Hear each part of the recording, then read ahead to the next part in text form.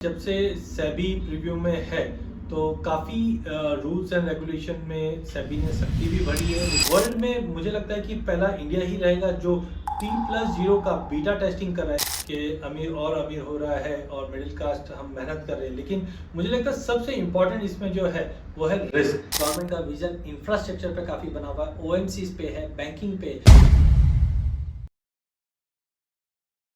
बिल्कुल, हमने देखा है जब से सेबी प्रीव्यू में है तो काफ़ी रूल्स एंड रेगुलेशन में सेबी ने सख्ती भी बढ़ी है। लेकिन ये इन्वेस्टर के जो इंटरेस्ट है उसको प्रोटेक्ट करने के लिए और नए रिफॉर्म्स भी मार्केट में आए हैं। जैसे उदाहरण के तौर पे पहले हमको सबसे बड़ी डर लगता था कि मार्केट काफ़ी ज़्यादा ओवर लिवरेज हो जाता था कि हमने पोजीशन मल्टीपल बनाई तो कभी भी मार्केट में कुछ करेक्शंस आता है तो बहुत ही ज़्यादा हम डीप फॉल आते हुए देख पाते हैं। लेकिन अब हम देख रहे हैं कि लिवरेजिंग वाला जो कॉन्सेप्ट है वो पुराना हो चुका है। एज ऑफ नाउ लिवरेजिंग के ऊपर रेगुलेटर ने काफ़ी अच्छे कंट्रोल्स रखे हैं।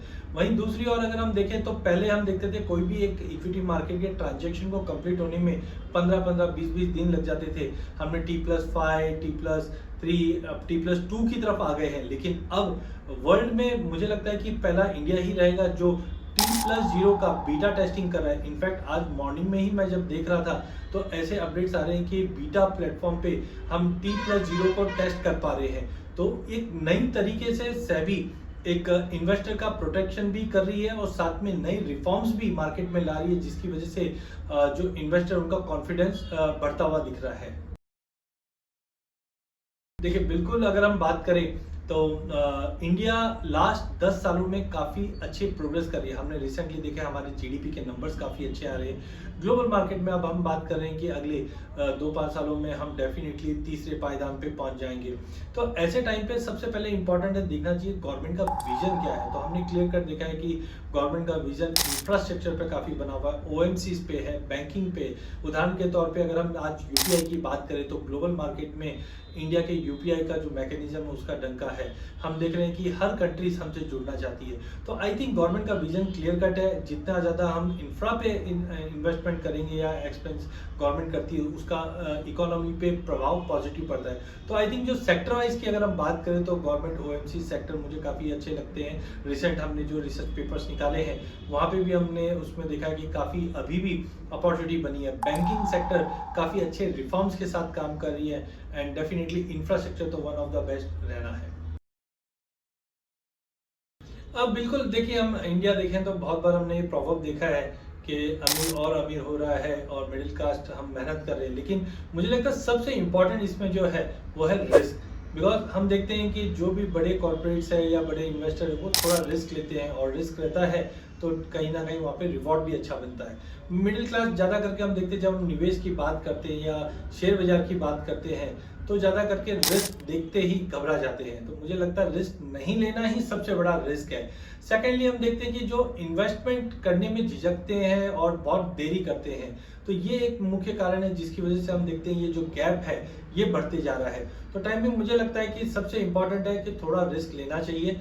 एंड दूसरा कि कभी भी निवेश से घबराइए नहीं। निवेश जब हम करते हैं तो डेफिनेटली एक लॉन्ग टर्म एक हमारी पूंजी बनती रहती है और यही एक गैप है जो आज हम देख रहे हैं कि दो तबके के बीच में बना हुआ है। तो आई थिंक निवेश और रिस्क ये दो चीज़ हमें हमेशा ध्यान रखनी चाहिए।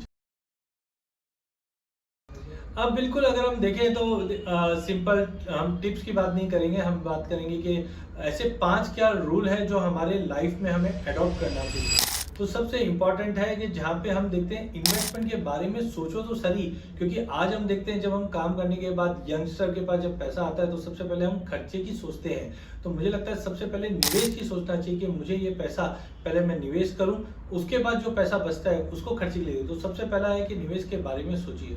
सेकंड, आपको इसमें सोचना है कि एक अच्छा एडवाइजर आपके पास हो, क्योंकि जब तक आपके पास अच्छा एडवाइजर नहीं है तो बहुत बार हम गलत इन्वेस्ट करके हमारे एक्सपीरियंस को खराब कर लेते हैं।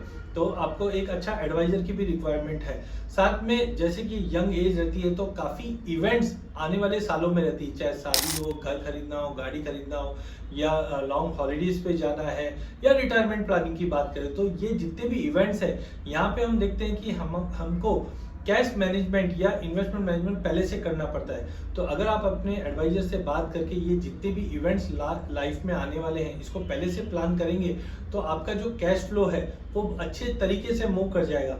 वहीं जितनी जल्दी आप निवेश करेंगे उतना, हमने सुना है मैजिक ऑफ कंपाउंडिंग इंटरेस्ट, तो बहुत बार हम देखते हैं कि हम चूक जाते हैं जल्दी इन्वेस्ट करना, लेकिन अगर आप थोड़ा सा अर्ली स्टार्ट करते हैं तो कंपाउंडिंग बेनिफिट जो मिलेगा वो काफ़ी बेहतरीन मिलता है। और साथ साथ में जब एडवाइजर के साथ आप गोल प्लानिंग करते हैं और जल्दी स्टार्ट करते हैं और उसका पीरियोडिकल रिव्यू करना बहुत इंपॉर्टेंट है। जैसे हमने कोई प्लांट अगर हम प्लांट करते हैं तो हम बार बार में हर 2-3 दिन में पानी खाद देते हैं, तब जाकर वो एक समय के बाद हमें एक फ्रूट देता है। तो सिमिलरली पहले आपको इन्वेस्ट के बारे में सोचना है, अच्छे एडवाइजर के साथ मिलकर आपकी लाइफ के जो गोल या इवेंट्स है उसको प्लान कीजिए और साथ साथ में रिव्यू कीजिए अर्ली इन्वेस्टमेंट को देखते हुए। तो मुझे लगता है ये सब 5 स्टेप अगर अपनी लाइफ में अगर हमने अडॉप्ट किया तो डेफिनेटली एक फाइनेंशियल इंडिपेंडेंट स्टेट में हम पहुंच जाते हैं। Investments in securities market are subject to market risk. Read all the related documents carefully before investing. Read full disclaimer on www.cadiacapital.com.